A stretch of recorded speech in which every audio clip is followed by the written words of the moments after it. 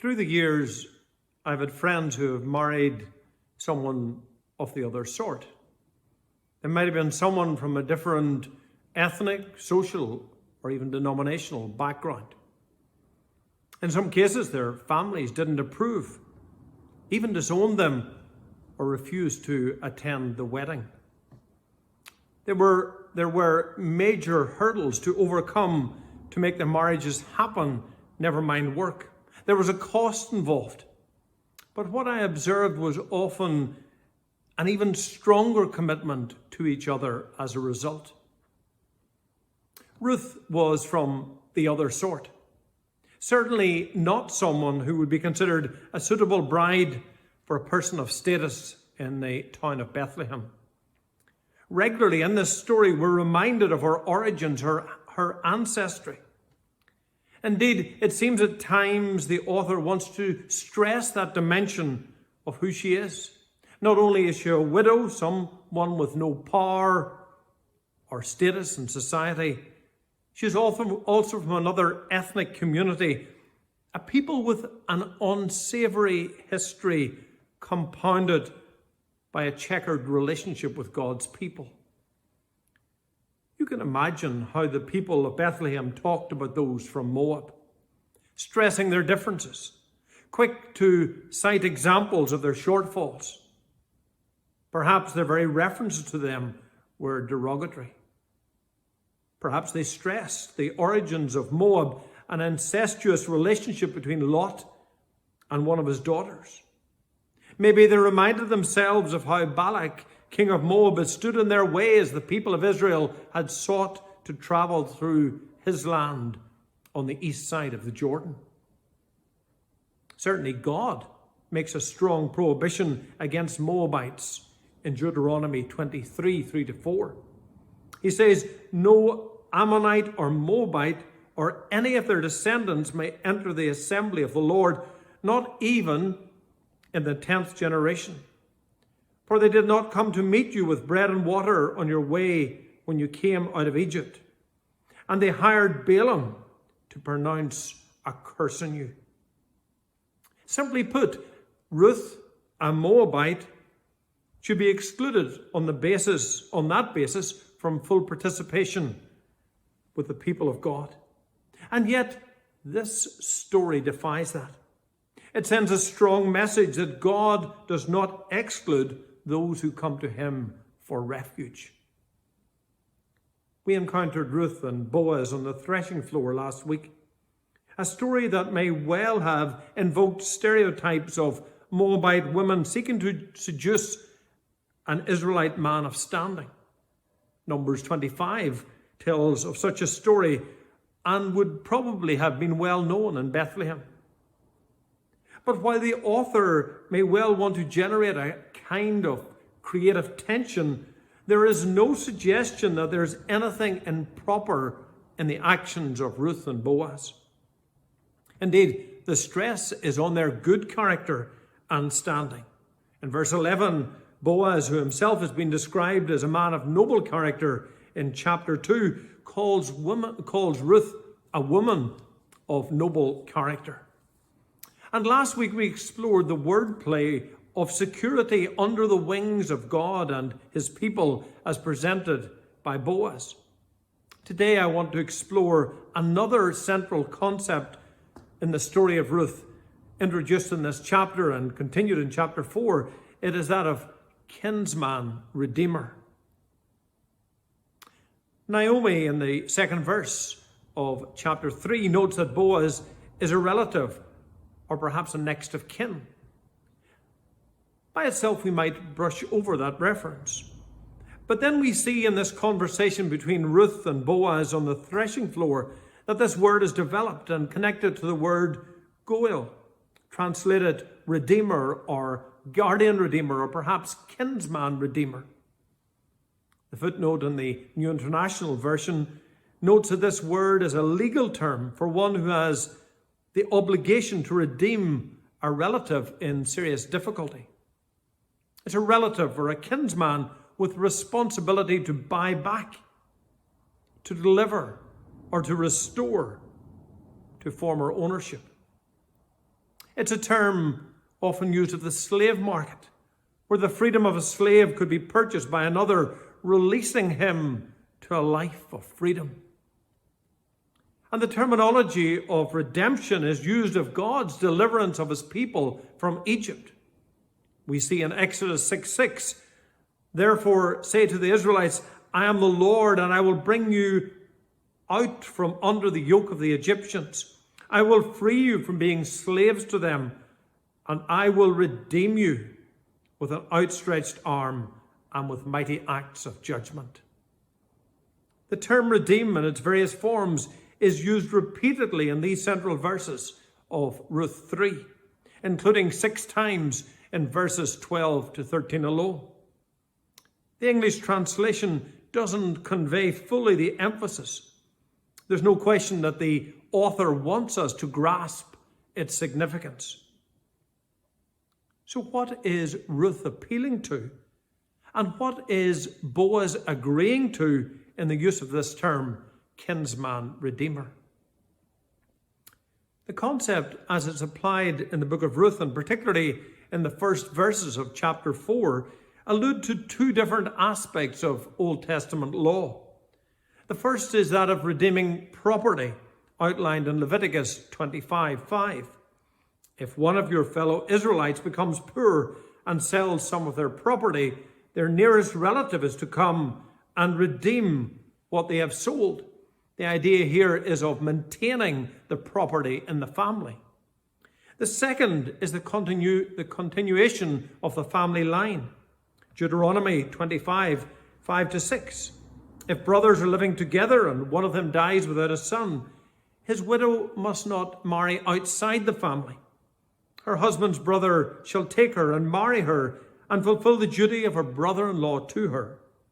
The first son she bears shall carry on the name of the dead brother, so that his name shall not be blotted out from Israel. So it includes both the land and the family line. However, there are problems about how we understand this. Nowhere in the law does it suggest that these two should be combined. It may just possibly be that that was the practice in the time of Ruth. But neither is there any suggestion in the law that anyone other than the immediate brother of Mahlon should marry Ruth. Well, I think that both these laws are at play here. They don't quite stack up. Perhaps, as Daniel Hawke suggests, neither law nor custom obligates Boaz to take Ruth as his wife. Marrying Ruth will entail the same free choice and initiative on the part of Boaz that has characterized Ruth's decision to devote herself to Naomi. Now, we could easily get bogged down in the legal nuances of chapter 4, where at the city gate and in the presence of the elders and witnesses, Boaz publicly agrees to take Ruth as his wife. Clearly, as in keeping with his character, Boaz wants everything to be above board. The fact that it's in daylight rather than the darkness of the threshing floor emphasizes this.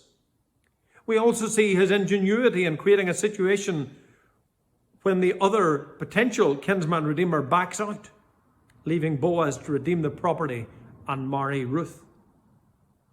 And perhaps in stressing the ethnic origin of Ruth, something not mentioned at all in chapter 3, he wants to discourage the other man. And although the excuse given by this unnamed man is that he will endanger his own estate, we might be forgiven for thinking that he's simply covering his prejudice towards this Moabite woman. Boaz has no such qualms. Despite the potential risk to his own name and family line, he shows himself to be the model kinsman redeemer in taking Ruth under his wing to be his bride. In so doing, he gives her security and an identity with the people of God. A security and identity that far exceeds what she may have imagined. And in so doing, Boaz is also making a huge statement about the value of Ruth and indeed all those who are different from us. No one is invisible to God.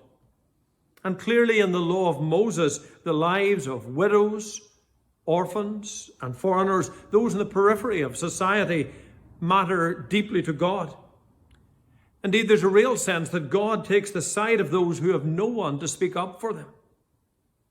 In our society, that may well be refugees, ethnic minorities, the homeless, women, the unborn. His people today, you and me, should share that same concern. And it strikes me when we look at Boaz that here is a man who wants to do things right by the law. But what comes across more strongly than that is that he's not so concerned about the land or the continuity of the family line of Elimelech, because indeed neither are mentioned again in the book. Rather, he wants Ruth. This is a story of love, of commitment, of being prepared to do all that it takes, including potential damage to his reputation, to reach out and to redeem and to marry the one he loves. Perhaps we too should be reminded that the law and the commandments of the Old Testament are not ends in themselves, but they point us to the Redeemer. And our kinsman Redeemer is Jesus. He is our kin because he came to us as a human being, living as one of us. He is our Redeemer because he did what no one else could do or would do. He gave his life for us on the cross. And in so doing, he paid our ransom. He redeemed us, setting us free from the law of sin and death. And when we accept that finished work on the cross, we are free, free indeed, free to live and love and serve. Jesus put himself on the line to acquire us for himself. Like Boaz, he set his eyes on us. He loved us with a perfect love. And even though we were excluded by our sin, alienated from God, he saw fit to give himself for our redemption, to buy us back. Paul writes in Ephesians 1:7, in him, that is Jesus, we have redemption through his blood, the forgiveness of sins, in accordance with the riches of God's grace. Boaz welcomes Ruth into the covenant community. He makes it possible for her to become a full member of that community. He totally transforms her status and identity. And as a result, everything has changed for her. She, of course, had made the first steps of faith in joining God's people, in returning from Moab to Bethlehem with Naomi. But now she is fully part of that covenant community. Ruth's story is illustrative for us.